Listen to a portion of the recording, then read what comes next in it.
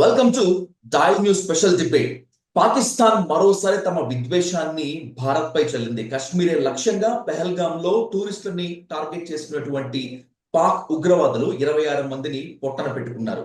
అయితే ఎన్నికలకు ముందు ఇదొక స్టంట్ అంటూ కేంద్రాన్ని టార్గెట్ చేస్తూ మరికొంతమంది విమర్శలు చేసినటువంటి ఈ నేపథ్యంలో అసలు ఉగ్రదాడి ఎందుకు జరగాల్సి వచ్చింది, ఈ ఉగ్రదాడిని ఏ విధంగా అర్థం చేసుకోవాలనేటువంటి దానిపై ఇన్ డీటెయిల్ గా ఇన్ డెప్త్ గా డిస్కస్ చేద్దాం ఫోరం ఫర్ డెమోక్రటిక్ రిఫార్మ్స్ వ్యవస్థాపకులు డాక్టర్ జయప్రకాష్ నారాయణ గారితో. సార్ నమస్కారం. సార్ నమస్తే Vijay. Sir first of all thank you so much sir, ఎందుకంటే మీరు యుఎస్ లో ఉన్నారు, అడిగిన వెంటనే కాస్త వీలు చేసుకొని మీరు మీ విలువైన అభిప్రాయాల్ని ఇచ్చేందుకు. సార్ ఎలా చూడాలి, ఎలా అర్థం చేసుకోవాలి, ఏం మాట్లాడాలి ఈ పెహల్గామ్ టెర్రరిస్ట్ అటాక్ గురించి? మనం ఉగ్రవాద చర్యలను గురించి విజయ్ 2 విషయాలు స్పష్టంగా అర్థం చేసుకోవాలి. దాని వెనకాల అర్థం అంటూ ఉండదు. దానికేదో పెద్ద మతలబు ఉంది, బోళ్ళంత వ్యూహం ఉందని ఆలోచించడానికి లేదు. ఏమన్నా ఉంటే ఇవి నాన్ స్టేట్ యాక్టర్స్, అంటే రాజ్యం ప్రత్యక్షంగా కాకుండా పరోక్షంగా సాయపడుతూ పాకిస్తాన్ ఇంటర్ సర్వీస్ ఇంటెలిజెన్స్ కావచ్చు, ఇతర సంస్థలు కావచ్చు, ఏదో రకంగా వాళ్ళ ప్రోత్సాహంతో ప్రతిబలంతో సంస్థ మాత్రం పేరుకు ప్రభుత్వం బయట ఉంటుంది. కాబట్టి ఎవరైతే స్పాన్సర్ చేస్తున్నారో, ఎవరైతే ప్రోత్సహిస్తున్నారో వాళ్ళ ప్రోద్బలం కావచ్చు, వాళ్ళ రాజకీయ కారణాల వల్ల, వాళ్ళ కారణాల వల్ల. మొట్టమొదటి అర్థం చేసుకోవాల్సింది, దీనికి ప్రత్యేకంగా ఫలాని కారణం అని చెప్పడానికి ఎప్పుడు ఉండదు. వాడి పురుల్లో బుద్ధి ఎప్పుడు పుడితే వాడి రాజకీయ అవసరాలు కొద్ది. ఉదాహరణకి కొద్ది రోజుల క్రితమే పాకిస్తాన్ ఆర్మీ చీఫ్ ఇస్లాంని ప్రధాన అంశంగా తీసుకొచ్చి, అసలు ఇస్లాం కోసమే పాకిస్తాన్ ఉన్నది, మదీనా రాజ్యం ఎట్లాగైతే ప్రాఫెట్ మహమ్మద్ బతుకున్న కాలంలో వచ్చిందో ఆ తర్వాత కేవలం ఇస్లాం ప్రాతిపదిక వచ్చిన ఏకైక రాజ్యం పాకిస్తాన్, దీన్ని కాపాడడమే మన లక్ష్యం, అందుకోసం పాకిస్తాన్ ఆర్మీ ఉన్నదని చాలా స్పష్టంగా చెప్పాడు. అంటే ఒక రకంగా సంకేతాన్ని ఇచ్చాడు. అలాంటి ప్రోద్బలం ఉంటుంది. రెండోది అర్థం చేసుకున్నది, ఉగ్రవాద చర్యల గురించి దానికి ఏమి ఫలానా కారణం వల్ల చేశారని చెప్పంటాం చాలా మూర్ఖమైంది. ఎందుకంటే పూర్వకాలం కమ్యూనిస్టులు, తర్వాత స్వేచ్ఛాయుత సమాధానం మధ్య ఒక ప్రచ్ఛన్న యుద్ధం, కోల్డ్ వార్ అనేవాళ్ళం. ఆ కోల్డ్ వార్లో ఏంటంటే పద్ధతుల విషయంలో తేడాలు ఉన్నాయి. సోవియట్ యూనియన్ ఒకటి చెప్పేది ఒక పంథ, అమెరికా లాంటి దేశాలు ఇంకో పంథ చెప్పేవి, కానీ లక్ష్యాల విషయంలో తేడాలు లేవు. మానవాభివృద్ధి కావాలి, మంచి జీవితం అందరికీ అందాలి, ఆదాయాలు పెరగాలి, సుఖప్రదమైనటువంటి గౌరవప్రదమైనటువంటి జీవితం ఉండాలి అన్న లక్ష్యాల విషయంలో ఎప్పుడు పోరాటం లేదు. మార్గాల విషయంలో పోరాటం ఉంది. కానీ ఈ ఇస్లామిక్ ఉగ్రవాదంలో లక్ష్యం ఏమిటి?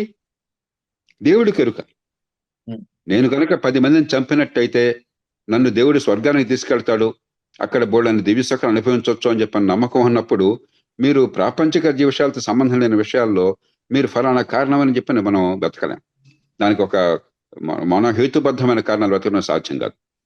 మూడోది అర్థం చేసుకోవాల్సింది, ఎప్పుడైనా సరే దీనికి వెనకాల ఫలానా కారణాలు ఉన్నాయని మనం వంకలు పెట్టడం మొదలెట్టినట్టయితే ఉగ్రవాదం విషయంలో అంతకంటే ప్రమాదకరం మరొకటి లేదు. ఉదాహరణకి ఇజ్రాయెల్ మీద దాడి చేశారు అక్టోబర్ 7వ తేదీన గత సంవత్సరం, 2 సంవత్సరాల క్రితం. ఇప్పుడు హమాస్ దాడి చేసినప్పుడు దాని కారణాలను మొట్టమొదటి మొదలెడితే మనం ఏం చెప్తున్నామంటే, ఏదో వంకన నీ మనసులో కారణం ఉంది కాబట్టి హింసని, అమాయకుల మీద హింస ప్రయోగించడం అది ధర్మబద్ధం అని చెప్పి మనం ఒప్పుకున్నట్టు అవుతుంది. ప్రాణం పోయినా కూడా దాన్ని ఒప్పుకోకూడదు. ఒకవేళ మీ మనసులో ఏమన్నా కారణాలు ఉన్నా కూడా దానికి మామూలు రాజకీయం ద్వారా, మామూలు చర్చల ద్వారా, మామూలు ఒప్పందాల ద్వారా, ఒడంబడికల ద్వారా సాధ్యం తప్ప, నాకు ఇష్టం లేదు కాబట్టి, నాకు ఇష్టం లేదు జరుగుతుంది కాబట్టి అమాయకులను ఊచకోత కోస్తాను అని చెప్పి అన్నదాన్ని మనం అంగీకరించి ఆ కారణాలు వెతకడం మొదలెట్టినట్టయితే అసలు ప్రపంచంలో శాంతి అనేది సాధ్యం కాదు. కాబట్టి ఉగ్రవాదాన్ని కఠినంగా అణిచివేయాలి. ఆ తర్వాత దాని వెనకాల ఉన్న కారణాలు, అంటే ఉగ్రవాదాన్ని పెంచి ప్రోత్సహించేందుకు కొన్ని కారణాలు ఉన్నట్టయితే దాన్ని తొలగించేందుకు ప్రయత్నం చేయాలి. 2 ఏకకాలంలో జరగాలి తప్ప ఉగ్రవాదాన్ని అణిచివేయటం తప్ప వేరే మార్గం ఉందన్న భావన మాత్రం ఏ దేశానికైనా కూడా చాలా ప్రమాదకరమైనటువంటిది. సార్ లెట్స్ హ్యావ్ ఏ రా టాక్ ఫర్ 2 minutes సార్. ఎందుకంటే ఇక్కడే కేంద్ర ప్రభుత్వంపై కూడా చాలా మంది విమర్శలు చేస్తున్నారు. పుల్వామా దాడి పైన ఇప్పటికీ కేంద్ర ప్రభుత్వం గుణపాఠం నేర్చుకోలేదు. అందుకే పెహల్గామ్ లో భారత జవాన్ల యూనిఫామ్లు వేసుకొని ఉగ్రవాదులు రెచ్చిపోయారు. ఇది కేంద్ర ప్రభుత్వ వైఫల్యం కాదా అనేటువంటి ప్రశ్నలు కూడా ఉన్నాయి. సో ఏప్రిల్ 19న జరగాల్సినటువంటి ప్రధాని మోదీ పర్యటన ఇందుకే క్యాన్సిల్ చేసుకున్నా కూడా ఇంటెలిజెన్స్ ఆ ఉగ్రదాడిని గుర్తించడంలో వైఫల్యం చెందిందిగా భావించవచ్చా సార్? 3 రోజుల క్రితం అనుకుంటాను విజయ్, సార్. అమెరికాలో అమెరికన్ కాంగ్రెషనల్ హియరింగ్స్ లో అక్కడ చీఫ్ ఆఫ్ ఆర్మీ స్టాఫ్, కొత్తగా నియమితున్నటువంటి చీఫ్ ఆఫ్ డిఫెన్స్ ఫోర్సెస్, ఆయన ఒక మాట చెప్పాడు. నాకు నిద్ర లేకుండా చేసేది ఉగ్రవాదం మీద యుద్ధం, ఉగ్రవాదులు మన దేశం మీద దాడి చేసే అవకాశం, అది నాకు భయం పెడుతోంది. ఎందుకు అని చెప్పంటే, అతి కొద్ది మంది, వాళ్ళకి పెద్ద శక్తి బలం లాంటివి లేకపోయినా కూడా అతి పెద్ద ఎత్తున హింసకు పాల్పడగలరు, మనకి చాలా ఇబ్బందులు తలపెట్టగలరు. ఉగ్రవాదం అంటే నాది ఎసిమెట్రిక్ వార్ఫేర్. ఉగ్రవాదులకి సైన్యంతో పోలిస్తే బలం లేదు, వాళ్ళకి ఆయుధాలు సైన్యంతో పోలిస్తే ఉండవు. అది కాదు సమస్య. ఎప్పుడు ఎవడు ఎక్కడ దాడి చేస్తాడో తెలియదు. అమాయకుల మీద దాడి చేస్తాడు, నిరాయుధుల మీద దాడి చేస్తాడు, లేకపోతే మౌలికమైనటువంటి మన సదుపాయాలు ఇన్ఫ్రాస్ట్రక్చర్ మీద దాడి చేస్తాడు, కీలకమైన ఇన్ఫ్రాస్ట్రక్చర్ మీద. మీరు ప్రపంచంలో ఏ శక్తి కూడా, ఒక అమెరికా, ఒక బ్రిటన్, ఒక చైనా కలిసి వచ్చినా కూడా, ప్రపంచంలో చైనా లాంటి దమననీతి ఉండి నిర్దాక్షిణ్యంగా 1000 మంది అయినా చంపడానికి సిద్ధపడతామన్న సంకేతాన్ని ఇచ్చే సమాజం ఉంటే తప్ప, ప్రపంచంలో ఏ రాజ్యశక్తి అయినా సరే ఉగ్రవాదాన్ని 100% అణిచివేశానని చెప్పడం అసాధ్యం. కాబట్టి ఉగ్రవాద చర్య రాగానే మనం రాజకీయ కక్షలు పెట్టుకుని ఒకళ్ళనొకళ్ళు తిట్టుకుని మన బలపేరు పంచుకోవడం చాలా మూర్ఖత్వం. యుద్ధ సమయంలో ఎట్లాగైతే మనం దేశమంతా ఐక్యంగా ఉంటుందో, మనం రాజకీయాలు ఎన్నికల టైంలో చూసుకుందాం. ఎవరు గెలుస్తారో ఎవరితో చూసుకుందాం, మన వాదనలు ప్రజలు చెప్పుకుందాం, ప్రజలు ఓటేస్తారు, ఓటు వల్ల అధికారంలోకి వచ్చిన వాళ్ళు బాధ్యత తీసుకుంటారు.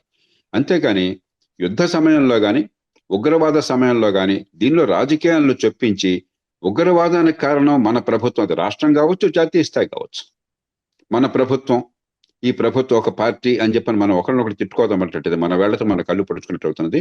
అది చాలా నిరర్ధకమైన ప్రమాదకరమైనటువంటి చర్చ. Right sir.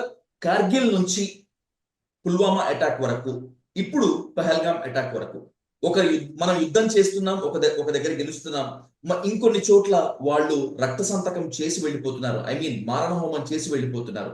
యుద్ధంతో పరిష్కరించుకోలేనటువంటి సమస్యను శాంతి చర్చల ద్వారా అంతర్జాతీయ వేదికల మీద చేసుకుంటే ఈ సమస్యకు పరిష్కారం, ఉగ్రభూతం అట్లీస్ట్ భారత్ పాక్ మధ్యలోనైనా కూడా సమస్య పోయేటువంటి ఛాన్స్ ఉంటుందంటారా? విజయ్, ముందు యుద్ధం అన్నది పరిష్కారం కాచాలదు. అవసరమైతే యుద్ధానికి కూడా దిగాలి. అవతల వాళ్ళు కనుక కయ్యాన్ని దిగినట్లయితే మనకు వేరే మార్గం లేకపోతే యుద్ధానికి కూడా వెళ్ళాలి. కానీ విజ్ఞత గల వాళ్ళు ఎవరు కూడా, ఆర్మీ జనరల్స్ సహా ప్రపంచ చరిత్రలో యుద్ధాల్లో పాల్గొని యుద్ధాలు చేసిన వాళ్ళతో సహా, విజేతలతో సహా, యుద్ధాన్ని సమరోత్సాహంతో ఆహ్వానించే వాళ్ళు ఎవరు ఉండరు, మూర్ఖులు తప్ప. కాబట్టి యుద్ధం అనేది ఇలా జరిగింది కాబట్టి పాకిస్తాన్ యుద్ధానికి వెళ్ళిపోదాం, మనం వాళ్ళ మీద బాంబులు వేద్దాం, వాళ్ళ మీద బాంబులు వేస్తారు, ఇవన్నీ కూడా చాలా దుందుడుకు చర్యలు, మూర్ఖమైన చర్యలు. దానికి సిద్ధంగా ఉండాలి, యుద్ధానికి సిద్ధం కావాలి. శాంతి ఎప్పుడు సాధ్యమవుతుందంటే యుద్ధానికి ఎప్పుడు సన్నద్ధమే. అన్ని రకాల ఆయుధ సంపత్తిని, మానవ వనరుల్ని సమకూర్చుకున్నాం, మాకు ఆ సంకల్ప బలం ఉన్నది, ధైర్యం ఉన్నది, మేము సిద్ధం. ఆ సంకేతాన్ని ఇవ్వాలి తప్ప ప్రతిదానికి యుద్ధం చేస్తానని చెప్పంటే అది మూర్ఖుల లక్షణం, యుద్ధం పరిష్కారం కాదు. రెండోది, ఉగ్రవాద చర్యలు 2 రకాల సంకేతాలు. కొన్ని సందర్భాల్లోనేమో మనకు పరిస్థితి అదుపు తప్పుతోంది, అసలు మనం దాన్ని కంట్రోల్ చేయలేకపోతున్నాం, అదుపు చేయలేకపోతున్నాం, మనలో ఉన్న వైఫల్యం వల్ల, మన ముందు చర్యలు తీసుకోకపోవడం చేత, మన నిఘా విభాగ వైఫల్యం వల్ల అని చెప్పి ఒక రకమైనది. లేకపోతే దేశంలో కొన్ని దేశాల, ఉదాహరణకి ఇరాక్లో కానీ, సిరియాలో కానీ, మరి కొన్ని దేశాల్లో కానీ, సొమాలియాలో కానీ, మరి ప్రస్తుతం యెమెన్లో కానీ, ఇవన్నీ కూడా అల్లకల్లోల పరిస్థితులు ఉన్నాయి. లెబనాన్లో కానీ, అక్కడ రాజ్యం అనేది లేదు. అది ఒక రకమైనటువంటిది. రెండో రకమైనది ఏంటంటే, ఉగ్రవాదాన్ని మీరు బాగా అణిచివేస్తున్నప్పుడు అడపాదడపా మేము ఇంకా బతుకున్నామని కొన ఊపిరితో ఉన్న ఉగ్రవాదం ఎక్కడో చోట దారుణమైన చర్యలకు పాల్పడుతుంది. మళ్ళీ చర్చ వాళ్ళ చుట్టూ తిరగాలి. ఉదాహరణకు అమెరికా ఉపాధ్యక్షుడు మన దేశంలో పర్యటన చేస్తున్నారు. ఈ సమయంలో ఉగ్రవాద చర్య కనుక కొంచెం పెద్ద ఎత్తున జరిగినట్టయితే ప్రపంచ దృష్టి అంతా కూడా మళ్ళీ దీని మీద ఉంటుంది. ఉగ్రవాదులకి ఒక ప్రత్యేకమైన నిర్దిష్టమైన తాత్కాలిక ఎజెండా ఉండదు. ఏదో రకంగా ప్రపంచం దృష్టి మొత్తం తమ చుట్టూ తిరగాలి, ప్రపంచం మొత్తాన్ని ఆకర్షించాలి, ఏదో రకంగా తమని పెద్దవాళ్ళని చేయాలి. అలాంటి భావం ఉన్నప్పుడు కూడా చేయొచ్చు. కాబట్టి ఉగ్రవాదం ఇవాళ బలంగా పెరుగుతోంది అన్నదానికంటే, బహుశా గత 5-10 సంవత్సరాల్లో ప్రభుత్వాల సంకల్పం వల్ల, గట్టిగా చర్యలు తీసుకోవటం వల్ల కాస్త అదుపులోకి వచ్చిందనే భావన మనందరికీ ఉన్నది. ఈ సమయంలో గట్టి చర్య తీసుకోగానే మనకి మనోధైర్యం దెబ్బతింటుంది. మళ్ళీ అయ్యో పరిస్థితి చేజారిపోతుందని భయం కలుగుతుంది, సందేహం కలుగుతుంది, మళ్ళీ మనకి తగాదాలు వస్తాయి, రాజకీయ విభేదాలు వస్తాయి, ఒకళ్ళని తిట్టుకోవడం నడతాం, అసలు బయట ఉన్న శత్రువుని పక్కన మర్చిపోయి మనలో మనం అంతర్గత శత్రువులు మనం శత్రువులు తయారవుతాం. అది కూడా కావచ్చు. అంచేత ఒకటి, ప్రతి దాన్ని కూడా నిఘా విభాగాన్ని మనకి మీరు ఇక్కడ కూర్చొని చెప్పలేం. నేషనల్ సెక్యూరిటీ ఏజెన్సీ ఉన్నది, నిఘా విభాగాలు ఉన్నాయి, రక్షక దళాలు ఉన్నాయి, వాళ్ళకి సమాచారము ఉంది, విజ్ఞత ఉంది, అనుభవం ఉన్నది. అలాగే అంతర్జాతీయ సంస్థల నుంచి మనకు సంబంధాలు ఉన్నాయి. అమెరికా కానీ, బ్రిటన్ కానీ, ఇతర దేశాల నుంచి కానీ నిఘా అక్కడి నుంచి కూడా మనకు సమాచారం వస్తూ ఉంటుంది. ఈ సమాచారాన్ని సేకరించి ఖచ్చితంగా కఠినమైన చర్యలు తీసుకోవాలి. 2, దీర్ఘకాలంలో ఇప్పుడు ప్రభుత్వం చేస్తుంది ఒక్కటే మార్గం. ఏం చేస్తున్నారు? కాశ్మీర్ని దేశానికి దూరంగా ఉంచకుండా దేశ జీవన సంస్థలో భాగం చేసి అక్కడ భూమి సొంత కొనుక్కోవటం కానీ, అక్కడ స్టేక్స్ పెంచుకోవటం కానీ, అక్కడ వ్యాపారాల్లో పెట్టుబడులు పెట్టడం కానీ, అక్కడ ఆర్థిక వ్యవస్థని పెంచడం కానీ, అక్కడ ఉపాధి కల్పించడం కానీ, మాకు హాయైన జీవితం, భద్రమైన జీవితం భవిష్యత్తులో ఉండాలంటే ఇలాంటి సమాజం కావాలనే కోరికను పెంచడం కానీ ఆ ప్రయత్నం చేస్తున్నారు. ఇది దీర్ఘకాలం చేయాలి. దానికి వెంటనే మనం జడిసిపోయి ఆపేసామనుకోండి, మనం ప్రజలను కోల్పోతాం. కొంతకాలం పాటు కొన్ని సందర్భాలు ఇలా ఒడిదుడుకులు ఉంటాయి. ఈ ఉగ్రవాద చర్యలు కొన్ని ఉంటాయి. ఎందుకంటే ఉన్మాదుల చర్యలకు అర్థాలు ఉండవు. దానికి యుద్ధమే పరిష్కారంగా భావిస్తే అమెరికా లాంటి పెద్ద దేశం, అంత బలమైన దేశం, మరి 9/11 తర్వాత 2001లో దారుణమైన సంఘటన ట్విన్ టవర్స్ కూల్చేసిన తర్వాత కోపంతో ఎప్పుడైతే వాళ్ళు సాహసాన్ని గొడిగట్టారో అమెరికా నష్టపోయింది, ప్రపంచం నష్టపోయింది. ఇరాక్లో కావచ్చు, ఆఫ్ఘనిస్తాన్లో కావచ్చు. అంచేత మనం చాలా ఓడిపుగా వ్యవహరించాలి. ఇలాంటి సందర్భాల్లో మనం ఒక సర్జన్స్ స్కాల్పల్ కావాలి. అంతేగాని మనం ఒక స్లెడ్జ్ హ్యామర్ పట్టుకొని ఇష్టం వచ్చినట్టు మనకు ఉన్నట్టు బలం ఉంది కదా అని చెప్పని మనం ఇష్టం వచ్చినట్టు చేస్తే అది ఉన్మాదుల చర్య అవుతుంది, విజ్ఞత గల చర్య కాదు. కాబట్టి మనం చాలా జాగ్రత్తగా ఓడుపుగా ఇక్కడ ఏం జరిగింది, ఎలా జరిగింది, ఇలాంటి జరగకుండా ఏం చేయాలని చెప్పన్నది ఆ నిపుణులు కూర్చొని నిర్ణయాలు చేయాలి. రెండోది, మనం ఎప్పుడు ప్రతి చర్య అనేది టైం అండ్ స్పేస్ మనం నిర్ణయించాలి. ఎప్పుడు ఎలా స్పందిస్తాము, ఎలాగా ఈ ఉగ్రవాదులకు కానీ పాకిస్తాన్ వెనకాల అండగా ఉన్నట్టుగా స్పష్టమైన ఆధారాలు ఉంటే అండగా ఉందన్న విషయంలో మనకు ఎవరికి సందేహం లేదు. కానీ ఆధారాలు స్పష్టంగా ఉంటే పాకిస్తానీ పాలనా యంత్రాంగాన్ని కానీ దెబ్బతీయడానికి మనం వ్యూహాత్మకంగా మనదైనటువంటి సమయంలో, అదునైన సమయంలో సరైన రీతిలో స్పందించాలి తప్ప హడావిడిగా ఈవేళ కోపంతో స్పందించడం వల్ల మంచి కంటే చెడు ఎక్కువ జరుగుతుంది. సార్, ఆయుధాలు పట్టుకొని నెత్తుటి వేట ప్రారంభించడం మాత్రమే కాదు, మనుషుల ప్రాణాలు తీసుకోవటం మాత్రమే కాదు, పరమత సహనం లేకపోవటం, పరమతాలపై ద్వేషం విద్వేషం వెదజల్లటం కూడా ఉగ్రవాదమే, ఉన్మాదమే అనేటువంటి ఒక వాదన ఉంది. ఈ రెండింటిలో ఏది సబబు, ఏది తప్పు సార్? మొట్టమొదటి అర్థం చేసుకోవాల్సింది, నిరాయుధుల్ని, అమాయకుల్ని ఊచకోత కోయటం ప్రపంచంలో అతి దారుణమైన స్థాయిలో నేరం. రకరకాల పొరపాట్లు జరగచ్చు. ఇప్పుడు నేను మాట్లాడేటప్పుడు భాషలో కొన్ని సందర్భాల్లో కొన్ని పదాలు దొరలవచ్చు. దాన్నే ఒక దారుణమైన నరహత్యని సమానంగా చేస్తే, మనం నిరాయుధుల్ని, అమాయకుల్ని సమానంగా చేస్తే మనం ఎక్కడో చోట విజ్ఞత కోల్పోతున్నాం. కానీ అదే సమయంలో ఇన్ని కులాలు, మతాలు, భాషలు, ప్రాంతాల్లో ఉన్న దేశంలో సంయమనాన్ని అందరం పాటించాలి, మన భాషలో కానీ, మన చర్యల చేతల్లో కానీ. ఇటీవల కాలంలో ఒక వాదన బాగా వస్తుంది. ఏమిటది? మనకి ఏ రకమైన అదుపు లేనటువంటి వాక్ స్వాతంత్రం ఉన్నది. నేను ఇష్టం వచ్చినట్టు ఏ మాట అయినా మాట్లాడవచ్చు. అమెరికాలో కూడా ఈ వాదన బాగా చెలరేగుతుంది. నేను దానికి వ్యతిరేకం. మన రాజ్యాంగంలోనే 19(1)(c)లో ఏం చెప్పారు? 19(1)లో ఈ వాక్ స్వాతంత్రం గురించి మాట్లాడుతున్నప్పుడు రీజనబుల్ రెస్ట్రిక్షన్స్, హేతుబద్ధమైన పరిమితులు 8 విధించారు. కాబట్టి సమాజంలో సామరస్యాన్ని నాశనం చేసే వాక్ స్వాతంత్రం ఎవరికి ఉండరాదు. కాబట్టి ఖచ్చితంగా మన రాజ్యాంగం కానీ, మన న్యాయస్థానాలు కానీ ఆ అదుపుని ప్రయత్నాలు చేస్తున్నాయి. మన చట్టాలు కానీ అదుపు చేసే ప్రయత్నాలు చేస్తున్నాయి. కాబట్టి ఖచ్చితంగా ఈ అలవిమీరినటువంటి విశృంఖలమైనటువంటి స్వేచ్ఛను అరికట్టాలి, దేశ ప్రయోజనాల కోసం చెప్పని, సమాజంలో అన్ని వర్గాల మధ్య సామరస్యం కోసం చెప్పని. కానీ దానిని ఒక దారుణమైన, కిరాతకమైన హత్యాకాండని, ఉగ్రవాద హత్యాకాండని సమానంగా చూస్తే ఎక్కడ మనలో విజ్ఞత లోపించినట్లెక్క. సార్, ఓ ముఖ్యమైన ప్రశ్నతో ముగిస్తాను సార్.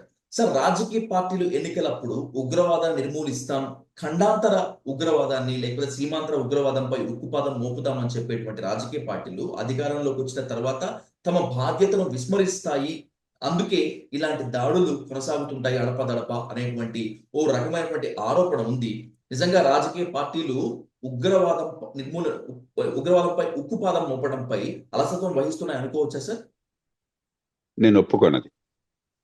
కాంగ్రెస్ ఆధిపత్యంలో ఉన్న యూపీఏ ప్రభుత్వం కావచ్చు, బీజేపీ నాయకత్వంలో ఉన్న ఎన్డీఏ ప్రభుత్వం కావచ్చు, గతంలో కావచ్చు, ఇప్పుడు కావచ్చు, ఏ ప్రభుత్వం కూడా మన దేశంలో కావాలని ఉగ్రవాదాన్ని విస్తరించడం జరగటం లేదు. కొన్ని సందర్భాల్లో రాజకీయ తప్పులు జరిగినాయి. ఉదాహరణకి భింద్రన్ వాలేని దీర్ఘకాలంలో జరుగుతున్నటువంటి ముప్పును అర్థం చేసుకోకుండా తాత్కాలిక రాజకీయ ప్రయోజనాల కోసం వాడుకున్నమాట వాస్తవం. దానికి మూల్యం చెల్లించింది ఆనాటి ప్రధానమంత్రి ఇందిరాగాంధీ గారు.